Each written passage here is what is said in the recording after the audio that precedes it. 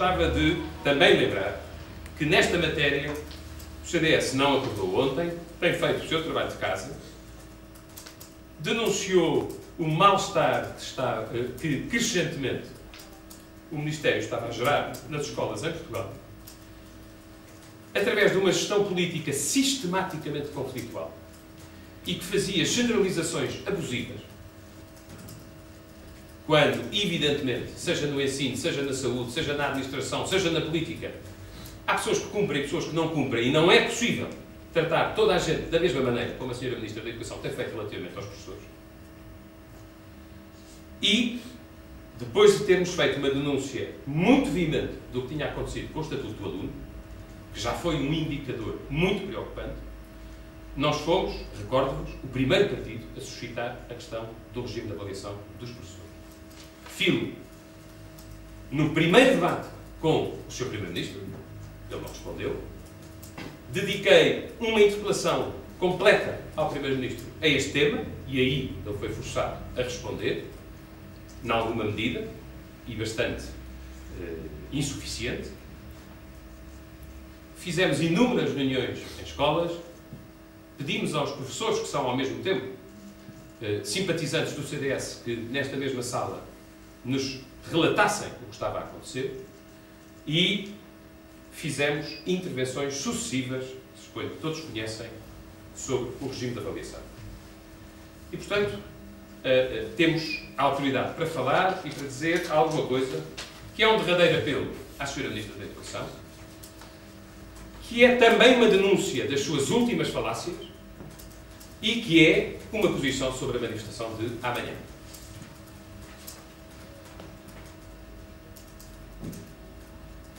A teimosia é inimiga da competência.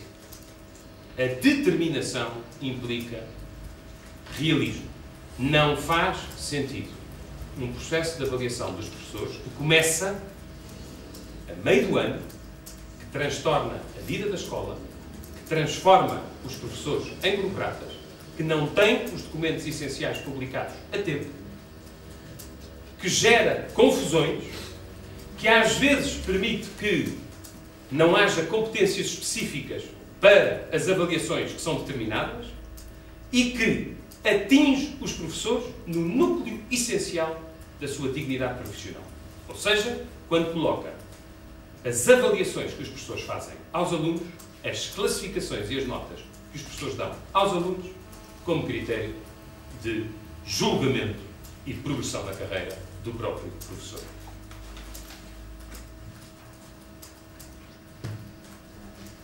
Tenho dito várias vezes, e não é demais repeti-lo, sou favorável a que na escola todos sejam avaliáveis, cada um na sua justa medida. A própria escola, os alunos, os professores. Mas uma avaliação de professores, se se quer bem feita, se se quer equitativa, começa no início do ano. Tem os seus documentos essenciais publicados 6 meses antes. Há um manual de boas práticas para esclarecer todas as dúvidas. Reduz a burocracia ao mínimo. Não transforma os professores em burocratas.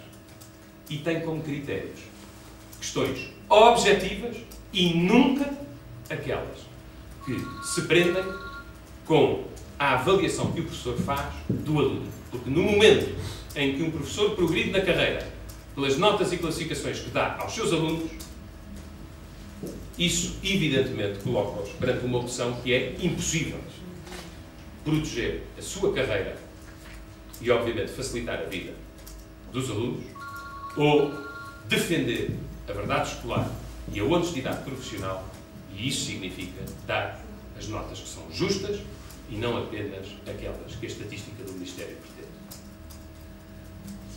Sendo para mim isto evidente, não quero deixar de dizer que a Sra. Ministra da Educação, ainda ontem, mais uma vez, voltou a ser falaciosa relativamente a questões que são essenciais. A Sra. Ministra diz: não são as notas que se dão aos alunos que contam, são os progressos dos alunos. Isto é eduquês puro. Mas então como é que se mede o progresso se não pela nota?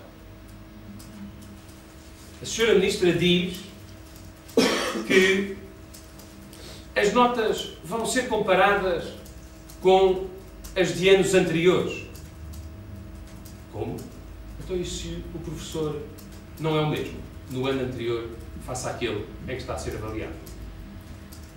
A Sra. Ministra diz uma coisa ainda mais espantosa, que as avaliações dos professores aos alunos não contam muito porque vão ser comparadas com as avaliações externas, ou seja, com as notas dos exames. E é a nossa vez de perguntar: como, Sra. Ministra? Exames? Mas onde é que há exames em Portugal até ao 9º ano? Como é que é possível comparar a nota de um professor ao aluno com a nota que o aluno tem num exame, quando no 1º ano, no 2º ano, no 3º ano, no 4º ano, no 5º ano, no 6º ano, no 7º ano, no 8º ano e no 9º ano, exceto a português e a matemática, neste infeliz sistema de ensino que nós temos, que é contra a exigência e que tem um complexo com a questão da exigência, não há exames a sério, até ao 9º ano. E, finalmente, diz a Sra. Ministra que a avaliação que os professores dão aos alunos só conta em 6,5%. Eu gostava que cada um pudesse ler, como os professores já leram, a ficha de autoavaliação dos professores. E estamos aqui, mais uma vez, no reino da falácia. A Sra. Ministra refere-se, certamente, a ficha tem 14 critérios. Uma grande parte deles têm direta ou indiretamente a ver com a avaliação dos alunos. A Sra. Ministra está certamente a referir-se apenas à casa número 7, onde a questão é colocada diretamente, quanto à nota em concreto.